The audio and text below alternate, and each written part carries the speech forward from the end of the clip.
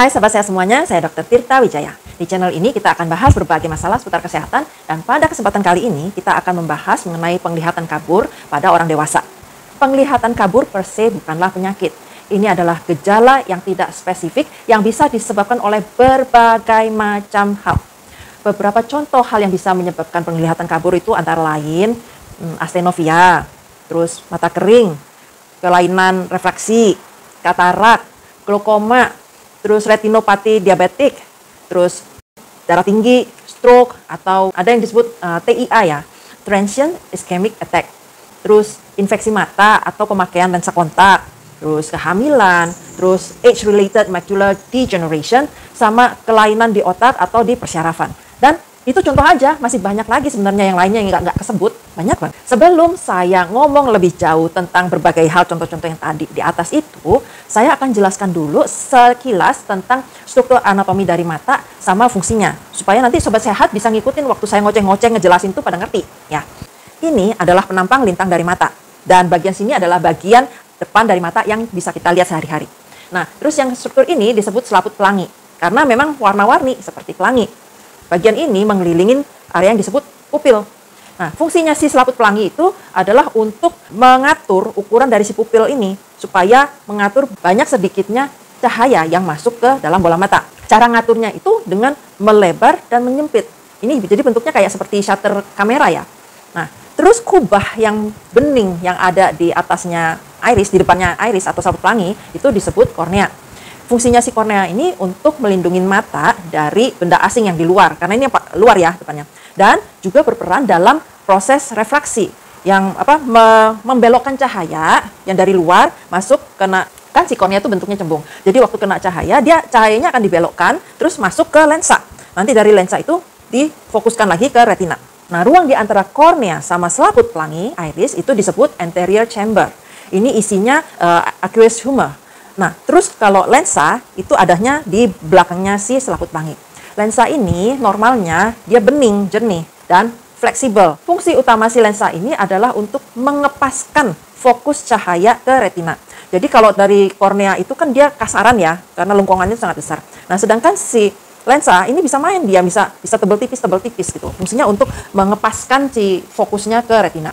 Sekitar 60% dari proses refraksi itu ya adanya di kornea. Nah, sisanya yang sepertiganya itu kerjaannya si lensa ini. Retina adalah lapisan sel-sel fotoreseptor yang menangkap sinar yang cahaya yang difokuskan oleh si lensa. Nah, terus setelah ditangkap akan ditransmisikan ke otak melalui signal elektrik atau signal kimia. Fungsinya si retina ini kurang lebih sama seperti film pada kamera yang zaman dulu ya, kamera yang pakai film. Nah, terus cahaya yang masuk dari lensa ke retina itu melalui suatu substansi yang bening, jernih, transparan seperti gel yang ada di dalam si bola mata. Yang rongga ini disebutnya vitreous body dan gelnya ini isinya disebut vitreous humor. Fungsinya si vitreous humor itu untuk memberi bentuk pada si bola mata supaya nggak kempot si bola matanya dan untuk melindungi retina. Segala macam hal yang mengganggu menyebabkan si vitreous humor ini nggak transparan lagi, itu akan mengganggu jalannya si cahaya mencapai si retina dengan baik. Akibatnya cahaya disebar-sebarkan, dipencar-pencarkan, ya gambar yang nyampe di retina jadi buram. Kadang juga ada floaters. Floaters itu seperti kalau di pandangan kita tuh ada kayak yang ngambang-ngambang gitu loh ya. Yang kuning-kuning ini adalah saraf optik, saraf penglihatan, yang mentransmisikan signal-signal visual ke otak untuk diproses lebih lanjut. Nah, sekarang kita bicarakan tentang beberapa penyebab dari penglihatan buram dan bagaimana cara untuk menanganinya. Singkat aja ya. Nomor 1, astenofia. Ini artinya mata capek. Kalau mata kita lagi capek, akan terjadi penglihatan buram, terus fotofobia. Fotofobia itu artinya sensitif terhadap cahaya ya, jadi gampang kena kesilauan. Dan mungkin juga bisa sampai sakit kepala. Astenofia ini adalah penyebab penglihatan buram yang paling sering terjadi, paling umum. Yang terjadi kalau mata kita itu dipakainya terlalu lama, berlebihan, nggak diistirahatkan. Misalnya waktu kita lagi kerja pakai komputer, atau kita main handphone berjam-jam, baca buku, nyetir, dan lain-lain. Jadi astenofia ini terjadinya karena kita mempergunakan mata kita untuk melihat sesuatu terlalu lama. Atau kita kurang berkedip karena saking konsentrasinya nggak tahu ngapain, baca apaan, main apaan, sampai lupa berkedip, kurang sering berkedipnya. Terus waktu kita itu baca atau melihat tanpa menggunakan alat-alat bantu yang sebenarnya kita perlukan. Misalnya kacamata atau kontak lens. Atau kita pakai kacamatanya, tapi ukurannya udah nggak benar, nggak cocok. Jadi mata kita kerjanya terlalu berat. Atau waktu kita melihat objek terlalu dekat atau terlalu jauh. Jadi mata kita itu dipaksa berefraksi terlalu kuat. Jadi dengan kata lain, astenofia itu terjadi karena kita mempekerjakan mata kita terlalu berlebihan. Keseringannya yang dibutuhkan mata kita itu nggak neko-neko, cuma istirahat, cukup istirahat. Untuk itu kita perlu mengistirahatkan mata kita setiap 20 menit sekali selama 20 detik dengan melihat objek di kejauhan 20 kaki alias sekitar 6 meter. Jadi kalau lagi baca nih, kasihkan baca, ingetin setiap 20 menit sekali stop selama 20 detik, lihat barang-barang yang jauh, yang hijau-hijau. Selama COVID kemarin, itu kan kita, hampir semua kita menghabiskan sebagian besar waktu kita di dalam rumah. Ternyata ada peningkatan yang sangat signifikan terjadinya miopia atau rabun jauh, terutama pada anak-anak. Nah, beberapa penelitian baru-baru ini menunjukkan bahwa yang aturan 20-20-20 tadi, yang berhenti setiap 20 menit selama 20 detik melihat benda di kejauhan 20 kaki itu, efek bagusnya lebih bermakna kalau kita kerjakannya di ruang terbuka, di luaran, jangan di dalam rumah. Jadi, untuk anak-anak khususnya, aturan 20-20-20 ini ditambahkan lagi dengan rekomendasi supaya anak-anak ini mendapatkan 2 jam di luar ruangan selama ada matahari. Jadi, ya bukan di luar ruangan waktu malam-malam ya, selama ada matahari. Itu efeknya lebih bagus terhadap mata kita. Nomor 2, itu mata kering. Mata kita ini kan korneanya dilapisin oleh 3 rangkap air mata. Yang bagian luar itu bagian minyak, tengahnya itu air, dalamnya mesin. Ini fungsinya untuk memuluskan si kornea supaya kita bisa melihat dengan lebih jelas dan lebih nyaman. Mata kering ini terjadi kalau kita nggak cukup produksi air matanya, atau produksinya cukup tapi terlalu cepat menguap, atau terjadi kedua-duanya. Ada berbagai hal berbeda, kondisi berbeda yang bisa menyebabkan penyakit mata kering ini. Dan penanganannya tentu juga beda-beda, tergantung dari penyebabnya. Contoh kondisi yang bisa menyebabkan mata kering itu antara lain beberapa jenis penyakit autoimun, terus kebiasaan merokok, komplikasi diabetes, kencing manis ya, terus penyakit mata yang disebabkan oleh gangguan tiroid, pemakaian pil KB, terus alergi, penggunaan lensa kontak yang nggak benar, terus efek dari beberapa obat, terus ya, pokoknya banyak lah sebenarnya. Nah, selain menyebabkan penglihatan kabur, mata kering ini juga bisa menyebabkan rasa seperti tersengat atau terbakar, terus fotofobia juga, sama mata berair. Oh, kok mata berair dok? Oh, mata kering.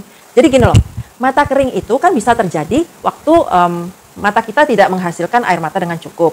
Air mata kan macam-macam, ada yang minyak, ada yang watery, yang air, namanya musinosa. Nah, kalau si bagian yang menghasilkan air mata yang berminyak ini terganggu, jadinya air matanya sifatnya yang cair aja. Nah, kalau air matanya sifatnya cair aja, ini dia lebih cepat menguap.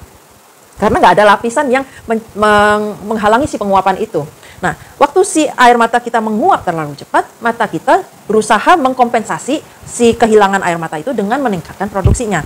Akibatnya, ya matanya jadi berair, meskipun mata kering. Oke. Nah, penata laksanaan untuk mata kering itu ya tentu dengan menangani si penyebab utama yang mendasari terjadinya mata kering itu, sama penanganan yang simptomatik untuk meringankan keluhannya. Untuk keluhan yang ringan, itu ya hindarin aja lah pencetusnya. Kalau misalnya kita mata keringnya karena kena asap rokok, ya jangan deket-deket asap rokok. Kalau karena kipas angin yang nembak ke mata gitu arahnya, ya jangan diarahin ke mata, ke muka. Kalau misalnya karena alergi, hindarin alerginya gitu ya. Jadi hindarin penyebabnya. Terus bisa dibantu dengan menggunakan pelembab udara, air humidifier. Ini biasanya kita perlukan kalau di ruangan ber-AC. Karena sesungguhnya kita tinggal di Indonesia itu normalnya kelembapan udaranya itu sangat tinggi. Kita itu istilahnya di Katulistiwa itu memang sangat lembab udaranya. Tapi kalau kita udah masuk ke ruangan ber-AC, lain ceritanya, kering biasanya. Nah sebenarnya AC itu ada settingannya supaya nggak terlalu kering. Tapi kalau misalnya beli AC-nya yang nggak ada settingan kelembapan udara, ya tambahin lah pakai pelembab udara, air humidifier-nya itu. Udah gitu kita bisa bantu juga dengan kompres hangat di mata kita. Dan yang penting juga, jangan lupa jalankan itu aturan 20-20-20 yang tadi. Setiap 20 menit sekali mengistirahatkan mata selama 20 detik dengan melihat objek di kejauhan yang 20 kaki atau 6 meter. Kadang bisa juga kita bantu dengan menggunakan air mata buatan berupa obat tetes ya, tapi bukan obat, itu air mata buatan yang kita bisa beli secara bebas di apotek. Tapi sobat sehat hati-hati, jangan salah beli. Air mata buatan bentuknya botolnya itu sama dengan obat tetes. Carinya yang air mata buatan, artificial tears. Karena kalau yang obat itu nanti ada efek sampingnya lagi, makin panjang lagi urusannya. Nah, dan yang perlu sobat sehat tahu juga, yang namanya artificial tears ini, dia untuk meringankan keluhan aja, nggak menyembuhkan masalahnya. Yang ketiga, itu adalah kelainan refraksi. Kelainan refraksi itu adalah berbagai masalah yang mengganggu jatuhnya pemfokusan sinar di retina. Kelainan refraksi itu meliputi miopia atau rabun jauh, hipermetropia atau rabun dekat, sama astigmat atau biasa orang bilangnya silinder karena dibenerinnya pakai lensa silinder. Ketiga ini adalah penyebab penglihatan rabun kronis paling sering terjadi pada orang muda. Biasanya sih disebabkan oleh bentuk mata, bola mata, bentuk kornea, atau ya keduanya kombinasinya. Dan penanganannya pun sangat sederhana ya, gampang banget, pakein aja kacamata. Bisa kacamata plus minus silinder, tergantung bentuknya.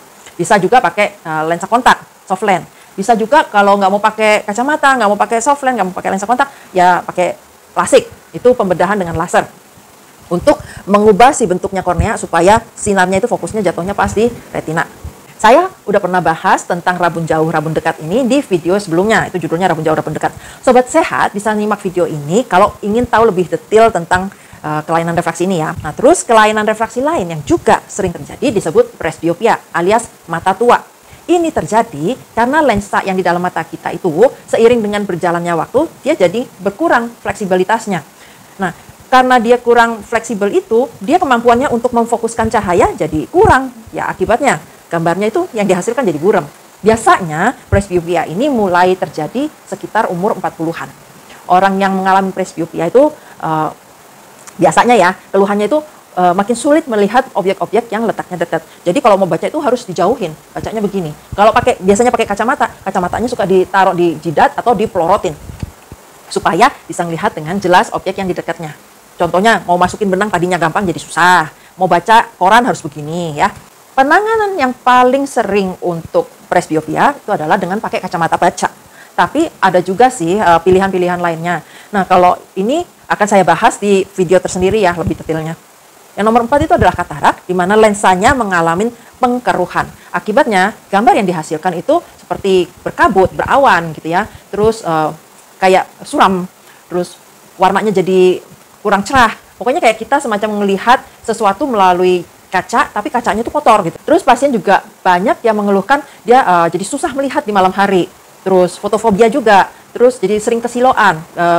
Jadi kalau ngelihat cahaya, apalagi kalau nyetir malam itu sampai susah ngelihat kan kalau ada lampu karena silo terpecah itu ya, glare ya.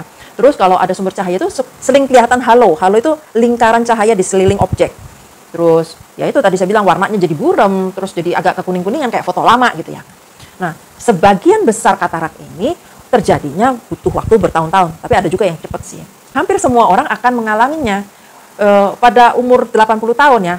Itu semua orang boleh dibilang pasti pernah mengalami paling nggak satu mata kena katarak. Sebagian besar katarak ini terjadi karena proses penuaan, aging, yang menyebabkan pemecahan dari protein dan serat di dalam lensa. Akibatnya lensanya jadi butek. Nah, semakin butek, ini semakin parah gambarnya. Karena sinar yang masuk ke lensa itu, dia nggak bisa diteruskan dengan sempurna. Terhambat ya, mentok ke hal-hal yang mengkabutkan si lensa, dan itu dibiaskan ke sono kemari. Jadi pembiasannya itu nggak terfokus. Akibatnya gambar yang dihasilkan juga buram. Faktor risiko yang meningkatkan terjadinya katarak itu antara lain usia, paparan sinar matahari, terus asap rokok, mengonsumsi alkohol, obesitas, diabetes atau kencing manis ya, terus riwayat pernah mengalami trauma di mata, terus penggunaan steroid jangka panjang, sama riwayat keluarga menderita katarak. Di awal-awalnya, katarak itu mungkin masih bisa ditanganin dengan berada di daerah yang terang ya. Jadi lampunya diterangin, apalagi kalau orang tua itu ya kamar mandi, malam itu jangan dimatiin, tetap terang nyala. Terus pakai kacamatanya itu dengan powernya dikuatin gitu ya, supaya untuk mengkompensasi si buramnya lensa. Tapi ini kan progresif ya, semakin dengan berjalannya waktu, ini akan makin parah. Nah, kalau udah pada sampai titik tertentu, si lensanya itu udah terlalu butek, udah susah ngelihat, nah itu dilakukan operasi katarak. Lensanya dikeluarin, diganti pakai lensa buatan. Nomor 5, glaukoma. Glaukoma ini adalah kondisi di mana saraf-saraf optik yang ada di mata itu tertekan, rusak, dan mati. Biasanya sih seringnya terjadi karena peningkatan tekanan di dalam bola mata. Nah, itu disebutnya intraocular ya, tekanan intraocular. Nah, ini terjadi kan gini ya, mata kita itu kan selalu menghasilkan aqueous humor di anterior chamber. Nah, waktu aqueous humor yang baru dihasilkan, yang lama itu harus dikeluarkan. Jumlahnya yang masuk sama yang keluar itu harus sama, supaya tekanannya itu tetap sama, stabil. Nah, kalau si pengeluaran aqueous humornya ini terhambat, akibatnya tekanan di dalam bola mata ini meningkat. Peningkatan tekanan bola mata seperti ini disebut sudut terbuka, glaukoma sudut terbuka. Ini adalah penyebab glaukoma yang paling sering. Terus ada yang relatif lebih jarang dibandingkan sudut terbuka, itu adalah sudut tertutup. Itu terjadi karena si lapisan pelangi, selaput pelangi itu letaknya terlalu dekat sama si lubang drainage-nya ya, saluran yang mengeluarkan si aqueous humor. Nah, karena salurannya tertutup sama si iris, peningkatan tekanan bola matanya itu terjadi sangat cepat. Dan ini merupakan serangan akut, merupakan emergency mata yang benar-benar emergency. Kalau orang yang mengalami kondisi ini, itu harus segera secepatnya ditanganin oleh dokter spesialis mata, supaya nggak terjadi kebutaan di mata yang kena mengalami angle closure ini ya, sudut tertutup. Nomor 6 itu adalah diabetes atau kencing manis. Ini adalah kondisi yang ditandain dengan hiperglisemi atau tingginya kadar gula darah glukosa. Pada umumnya, pada orang yang dengan diabetes, penglihatan kabur itu terjadi karena hiperglikeminya. Dan ini sifatnya reversible. Begitu kadar gula darahnya turun, glukosanya, dia harusnya normal lagi. Tapi, banyak penelitian yang menemukan bahwa kalau si kadar gula darahnya itu diturunkan terlalu cepat, nanti kondisinya malah makin parah. Jadi, penanganan yang terbaik untuk penglihatan rabun yang disebabkan oleh hiperglikemi itu adalah kendali kadar gula darah glukosa dalam jangka panjang. Bukan ngontrol naik turunnya, responnya begitu kita lihatnya kabur diturunin, enggak, karena ini efeknya lebih buruk.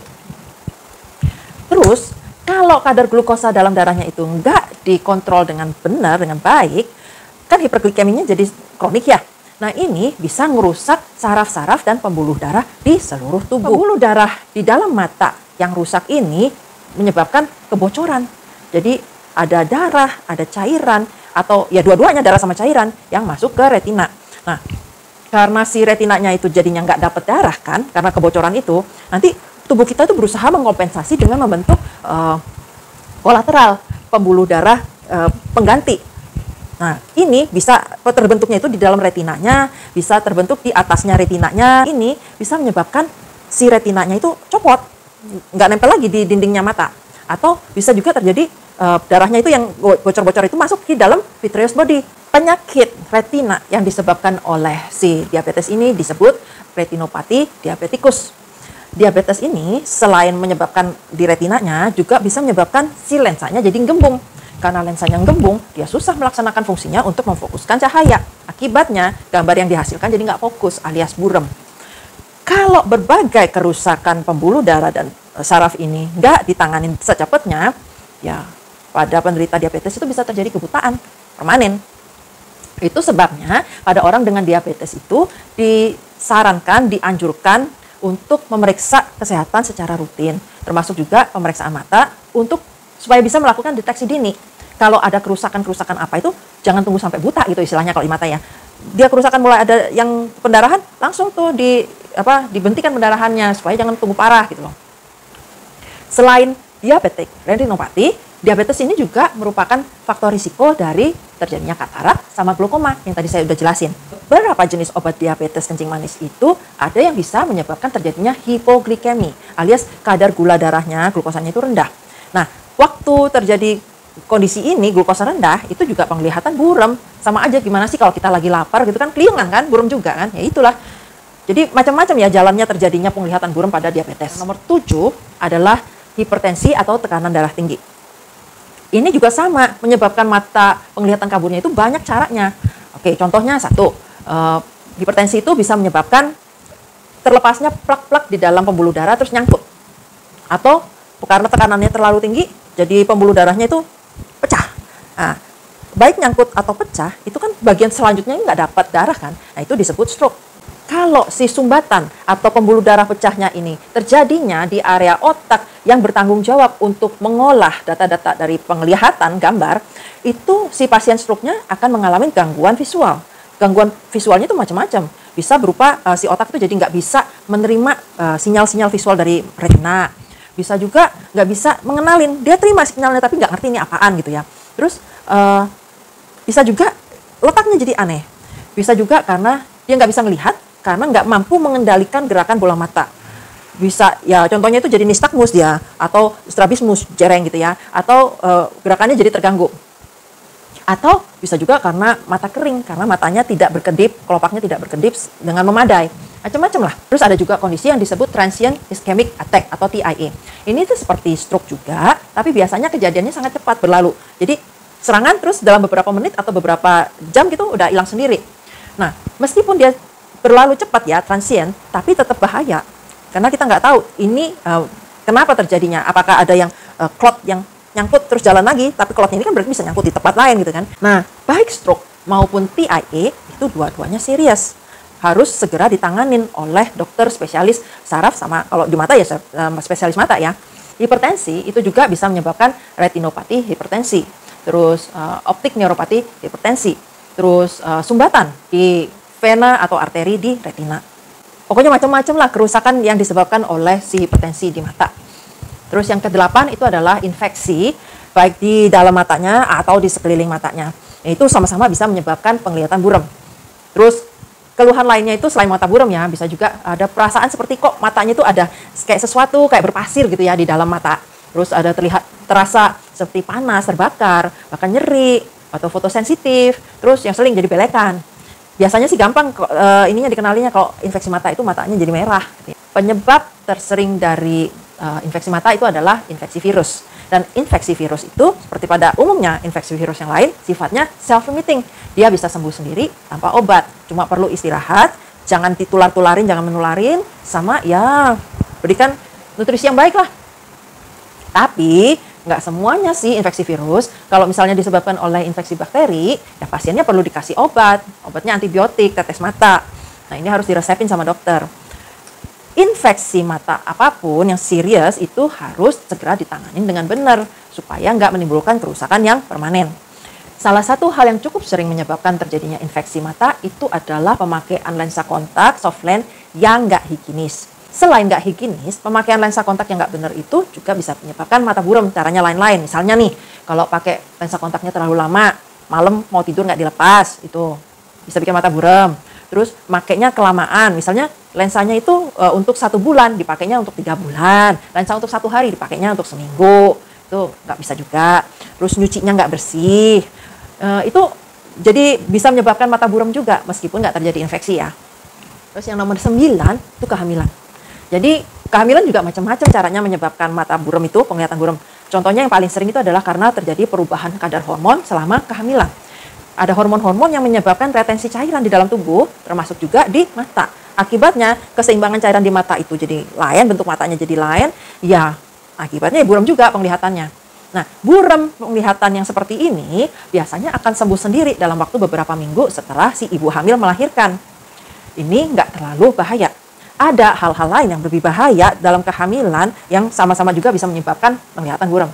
Contohnya itu preeclampsia sama gestasional diabetes. Preeclampsia itu adalah hipertensi yang terjadi di kehamilan yang berusia lebih dari 20 minggu ya. Jadi sebelumnya dia nggak ada hipertensi, tapi usia 20 minggu ke atas terjadi hipertensi. Dan salah satu dari ini ya, adanya protein uri, alias itu adanya protein di dalam air seni, terus ada tanda lain dari masalah di ginjal, atau adanya trombositopeni, alias trombositnya itu rendah ya, atau adanya peningkatan enzim liver, atau edema paru, cairan di dalam paru, atau sakit kepala yang nggak membaik dengan obat-obatan persisten, atau adanya gangguan penglihatan ya, antara lain si penglihatan buram ini bisa kelihatan kelip-kelip, ya, macam-macam lah. Pokoknya kalau ada hipertensi di kehamilan di usia lebih dari 20 minggu, sama salah satu dari yang tadi saya sebutin ini, itu sudah dicurigai terjadi preeklampsia. Sedangkan diabetes gestasional itu adalah diabetes yang terjadi selama masa kehamilan. Ini menyebabkan penglihatan buram sama caranya seperti diabetes yang biasa yang tadi saya sebutin. Meskipun preeklampsia sama diabetes gestasional itu bisa menghilang setelah si ibu hamil melahirkan, tapi kondisi-kondisi ini bisa menyebabkan komplikasi yang serius pada si kehamilannya. Bahkan bisa menyebabkan kematian, baik kematian si ibu, si janin di dalam kandungan, atau malah dua-duanya. Jadi memang bahaya, harus ditangani dengan segera. Itu sebabnya kalau terjadi preeklampsia atau diabetes gestasional, si ibu hamil ini harus dimonitor secara ketat di sepanjang kehamilannya. Kalau Sobat Sehat mau tahu lebih jauh tentang preeklampsia, silakan ketik aja di komen, nanti akan saya buatkan video terpisah tentang ini. Kalau banyak yang nanya ya. Terus yang nomor 10 itu adalah age-related macular degeneration atau degenerasi makula yang disebabkan oleh usia.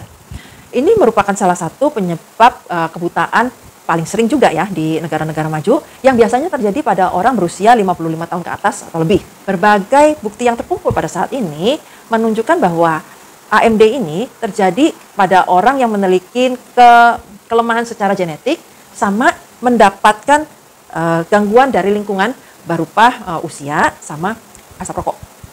Pada AMD itu gangguan penglihatannya terjadinya di tengah-tengah lapang pandang.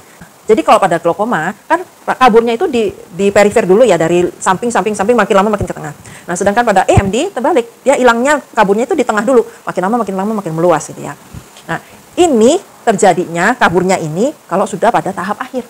Pada awal-awal tuh banyak orang yang nggak ngeh kalau dia tuh mengalami AMD. Pada pasien dengan AMD itu biasanya mereka mengalami kesulitan untuk melihat di malam hari atau kalau tempatnya itu kurang terang. Terus kalau ngeliat barang-barang yang lurus itu kelihatannya galisnya melengok-lengok. Atau ada juga yang ada blank spot ya, jadi lapang pandangnya itu ada titik-titik yang dia nggak bisa lihat. Ini kondisinya nggak bisa disembuhkan. Kalau sudah terjadi, terjadilah, nggak bisa dikembalikan. Tapi kita bisa memperlambat atau menurunkan risikonya dengan cara berhenti merokok. Untuk orang yang merokok, mereka perlu berhenti merokok selama 20 tahun supaya faktor risikonya itu mereka sama dengan mereka yang tidak pernah merokok. Penata laksanaan preventifnya untuk AMD itu bisa dilakukan dengan pemberian vitamin sama antioksidan oral, ya seperti vitamin C, vitamin E, beta karotin, zinc, copper. Nah, ini berdasarkan penelitian itu dapat mengurangi progresivitas terjadinya AMD dalam 5 tahun pertama. Dari 28% turun jadi 20%. Tapi ada penelitian lain yang menunjukkan bahwa ternyata pada perokok yang diberi beta karotin itu resiko mereka terkena kanker paru meningkat. Jadi untuk AMD-nya ini preventifnya pada perokok, yang lain boleh, tapi beta karotinnya jangan. Baik pada perokok aktif atau perokok pasif atau mantan perokok, pokoknya jangan pakai beta karotin aja. Terus penyebab penglihatan buram lainnya itu adalah kelainan di saraf sama otak. Karena gini loh, kan signal-signal visual dari retina itu dikirim ke otak melalui serabut saraf optik. Nah, kalau ada gangguan baik di saraf optik maupun di otak, salah satu atau dua-duanya itu terganggu, ya penglihatan kita pasti terganggu lah. Contohnya itu antara lain tumor otak, penyakit Parkinson disease, terus multiple sclerosis, macam-macam lah pokoknya.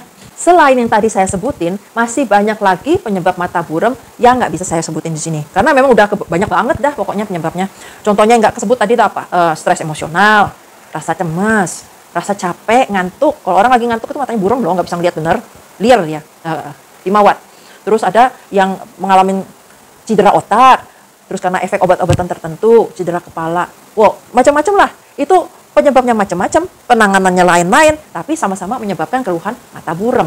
Ya jadi, nggak bisa tuh dokter mendiagnosa, dok saya mata buram kenapa ya? Karena penyebabnya memang terlalu banyak. Kemungkinannya macam-macam. Itu pasiennya harus diperiksa. Kadang periksanya mata buram tapi kita periksa darah. Bukannya si dokternya iseng, itu mungkin karena dokternya curiga, jangan-jangan ini buramnya karena diabetes. Atau buram diperiksa sarafnya, buram diperiksa tensinya. Ya gitu deh, jadi pemeriksaannya itu tergantung dari arah kecurigaan awalnya si dokternya waktu memeriksa si pasien. Nggak bisa ya jadi tanya, dok saya buram, buramnya kalau lagi ngeliat tanggalan sama lagi ngeliat jam, ini buram apaan? Ya nggak tahu, harus periksa. Mungkin karena rabun jauh, mungkin karena rabun dekat, mungkin karena presbiopia, mungkin juga karena kurang makan, macam-macam. Nah, beberapa dari kondisi ini ada yang penanganannya gampang, cukup pakein kacamata, mau kacamata minus kayak plus kayak silinder kayak presbio bifokal macam-macam. Tapi ada juga yang harus diawasin ketat oleh si dokternya. Contohnya tadi yang preeklamsia, yang awasi tapi bukan dokter mata, melainkan dokter kandungan. Nah, ada juga yang kondisi-kondisi yang harus butuh segera dioperasi.